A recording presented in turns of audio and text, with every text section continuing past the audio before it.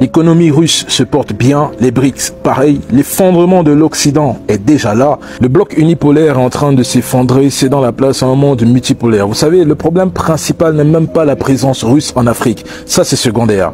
Le problème c'est de voir l'Afrique briser les chaînes pour sortir de la prison.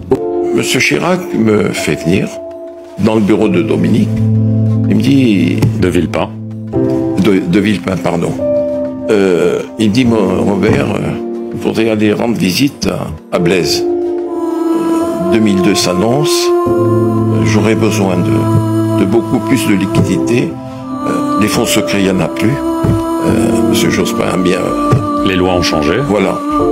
Donc il faut les contourner. Absolument. Mais il n'a jamais dit contourner, monsieur Chirac. Il me dit, rendez visite à Blaise. Je connaissais le mode d'emploi. Je suis allé voir Blaise et... il me dit, bon, il va falloir être très très prudent. Je lui dis, mais tu envoies un émissaire comme d'habitude, hein, Blaise. Il me dit, bon, rentre sur Paris, je te contacterai. Il me contacte quelques jours après, il me dit, selon le langage de nos frères africains, Salif Diallo t'arrive. Effectivement, Salif Diallo, proche parmi les proches, se manifeste. Il était dans un hôtel près des Champs-Élysées et je le vois. Il me dit, tu sais, le patron a trouvé le moyen de contourner tout cela.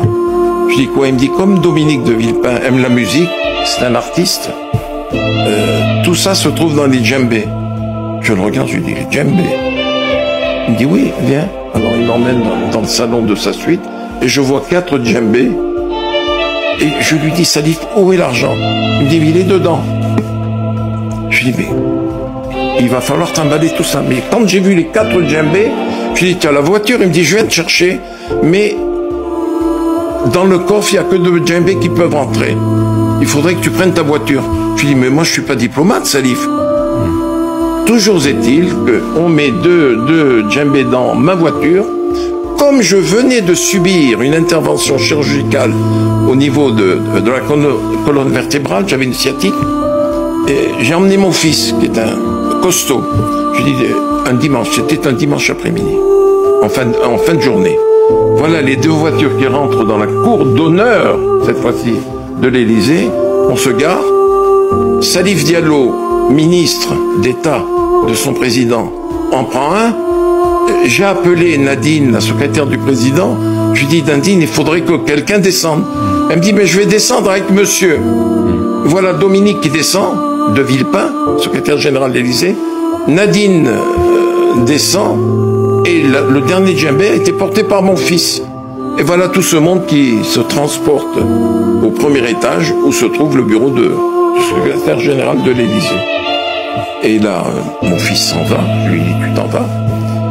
Chirac arrive, et il voit 4 djembés. Il dit, mais il y a un orchestre ou quoi, monsieur le ministre d'État? Il dit, non, monsieur le président, la contribution du président Compaoré se trouve dans les djembés. Et là, bon, il a fallu découper les djembés, et le flot d'argent est tombé. Et monsieur Chirac, je reverrai toujours la tête du président, il dit, mais quoi? Mais des billets de 5 $, des billets de 10 $, mais il va falloir changer ça. Je lui dis, monsieur le président, la remise des fonds a été effectuée. Le ministre et moi, nous allons nous retirer et nous sommes repartis. Occidentale. C'est le fait de voir l'Afrique diversifier ses partenariats commerciaux. C'est le fait de voir une jeunesse africaine consciente, rebelle, éveillée et engagée dans le combat. Ça, l'Occident ne l'avait pas envisagé, mes frères.